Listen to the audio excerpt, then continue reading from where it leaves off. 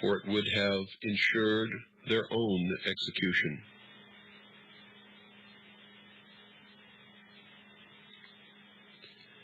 Neither did they relish the possible consequences of an enraged public upon discovering that they were being systematically murdered. Of course, a very short but very deadly global war using nuclear weapons upon select population concentrations was contemplated. And to tell you the truth, ladies and gentlemen, it was never ruled out. The fact that such a population control was even contemplated confirmed the worst fears of those who had participated in the 1957 study. War was put on the back burner to simmer, but could become a reality at any moment. Instead of all-out nuclear war upon selected populations, made to look like a real war instead of a population eradication measure, is on hold. Instead of doing that, they've had many, many little wars all over the planet. In the meantime, something else had to be done that would absolve the decision makers of guilt and place the blame on those who did not lead clean lives. Something that could be blamed upon Mother Nature. What was needed was the bubonic plague or some other horrible but natural disease. And the answer came from Rome. Several top-secret recommendations were made by Dr. Aurelio Pacelli of the Club of Rome. He advocated that a plague be introduced that would have the same effect as the famous Black Death of history. The chief recommendation was to develop a microbe which would attack the autoimmune system and thus render the development of a vaccine impossible. Literally, the exact words that I saw in the documents describing the biological warfare agent under the project called MK Naomi. The orders were given to develop this agent and to develop a prophylactic and a cure. The microbe, or whatever agent was developed, would be used against the general population and would be introduced by vaccine. The prophylactic was to be used by the ruling elite. The cure will be administered to the survivors when it is decided that enough people have died. The cure will be announced as newly developed when in fact it has existed from the very beginning.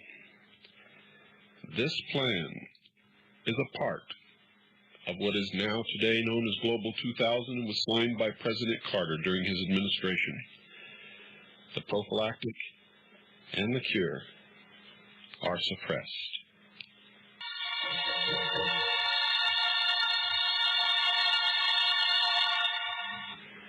These words were written by Dr. Aurelio Pacelli and are taken verbatim from page number 607 of the Global 2000 report to the President.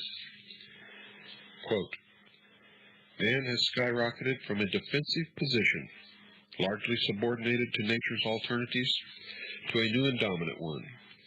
From it, he not only can and does influence everything in the world, but voluntarily or unwittingly can and indeed does determine the alternatives of his own future, and ultimately must choose his options for it. In other words, his novel power condition practically compels him to take up new regulatory functions that willy-nilly he has had to discharge with respect to the world's mixed natural human systems. Having penetrated a number of the erstwhile mysteries and being able to sway events massively, he is now vested with unprecedented, tremendous responsibilities and thrown into the new role of moderator of life on the planet, including his own. Unquote. Funding for this project was obtained from the United States Congress under HB 15090 in 1969. where $10 million was given to the Department of Defense's 1970 budget for biological warfare. Testimony before the Senate committee revealed that they intended to produce, quote, a synthetic biological agent, an agent that does not naturally exist and for which no natural immunity could have been acquired. Within the next 5 to 10 years, it would probably be possible to make a new infective microorganism which could differ in certain important aspects from any known disease-causing organisms. Most important of these is that it might be refractory to the immunological and therapeutic processes upon which we depend to maintain our relative freedom from infectious disease, unquote. Ladies and gentlemen, that was in 1969. I saw the top secret documents on Project MK Naomi in 1972. This is AIDS. Sir Julian Huxley said, quote, overpopulation is, in my opinion, the most serious threat to the whole future of our species, unquote. The project called MK Naomi was carried out at Fort Detrick, Maryland. Since large populations were to be decimated, the ruling elite decided to target the, quote, undesirable, unquote, elements of society. Specifically targeted were the black, Hispanic, and homosexual populations. The poor homosexuals were encouraged on the one hand and scheduled for extinction on the other. The rationalization for this action was, quote, if we must kill populations, let's kill the ones we don't want, unquote. The African continent was infected via smallpox vaccine in 1977. The vaccine was administered by the World Health Organization, but that doesn't mean that they knew that anything was in that vaccine. According to Dr. Robert Strecker, one of the leading virologists in this country, quote, without a cure, the entire black population of Africa may be dead within 15 years. Some countries are well beyond epidemic status, unquote. The United States population was infected in 1978, ladies and gentlemen, with the hepatitis B vaccine. Was not infected by a lone airline steward who hopped from city to city and bed to bed. That was a lie, a blatant propaganda lie. Dr. Wolf Smuznitz, the ex-roommate of a man who later became Pope John Paul II, was the mastermind behind the November 78 to October 79 and March 80 to October 81 experimental hepatitis B vaccine trials conducted by the Centers for Disease Control in New York, San Francisco, and 4 other American cities. He loosed the plague of AIDS upon the American people. The gay population was infected. The ads for participants specifically asked for promiscuous homosexual male volunteers, and these ads appeared in the publications, papers, and newsletters that exist solely for the gay communities. Whatever causes AIDS was in that vaccine. The vaccine was manufactured and bottled in Phoenix, Arizona. The order was given by the Policy Committee of the Bilderberg Group, based in The Hague in the Netherlands and in Switzerland. Other measures were also ordered. The one you will be able to check the easiest is the Hague-Kissinger depopulation policy, which is administered by the State Department. This policy dictates that third world nations take positive and effective steps to decrease their populations and hold them in check, or they get no aid from the United States. If the third world nations refuse, civil war usually breaks out, and the rebels are usually found to be trained, armed, and financed by the Central Intelligence Agency. That is why many more civilians, especially young, fertile females, than soldiers have been killed in El Salvador, Nicaragua, and many other places. These wars have been instigated, in many cases, in Catholic countries by Jesuits. State policy has taken over various levels of government and is, in fact, determining United States foreign policy.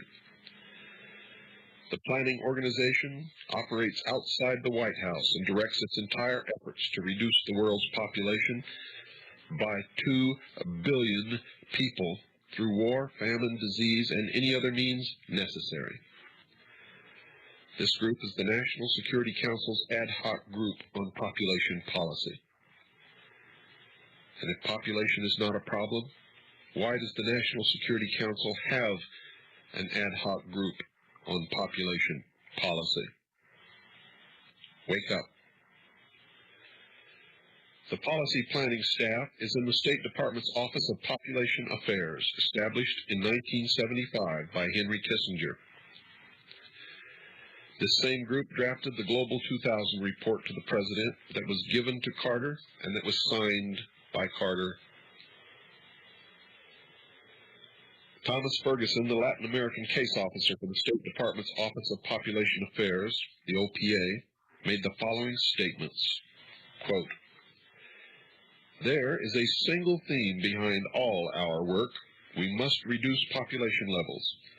Either they do it our way, through nice, clean methods, or they will get the kind of mess that we have in El Salvador, or in Iran, or in Beirut. Population is a political problem. Once population is out of control, it requires authoritarian government, even fascism, to reduce it.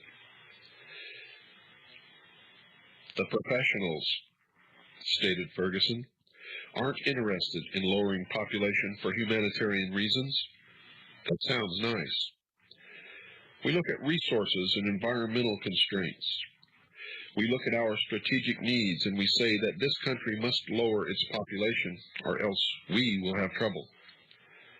So steps are taken.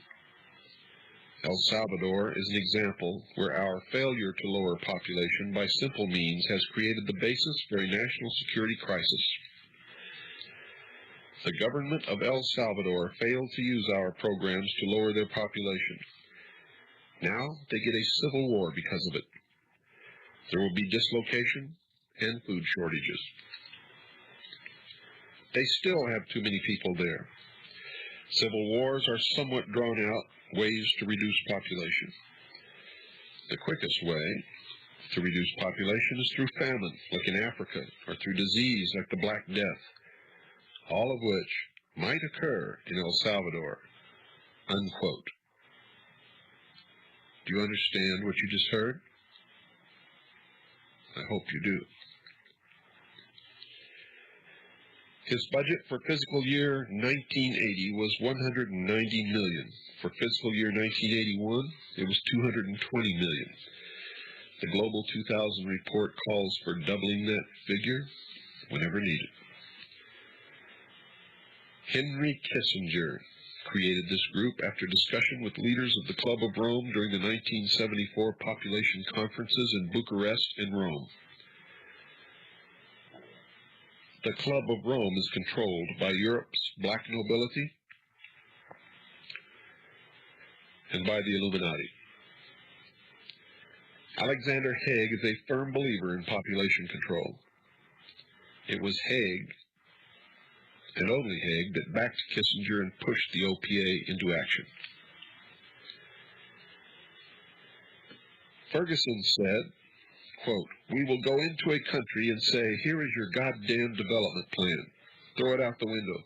Start looking at the size of your population and figure out what must be done to reduce it.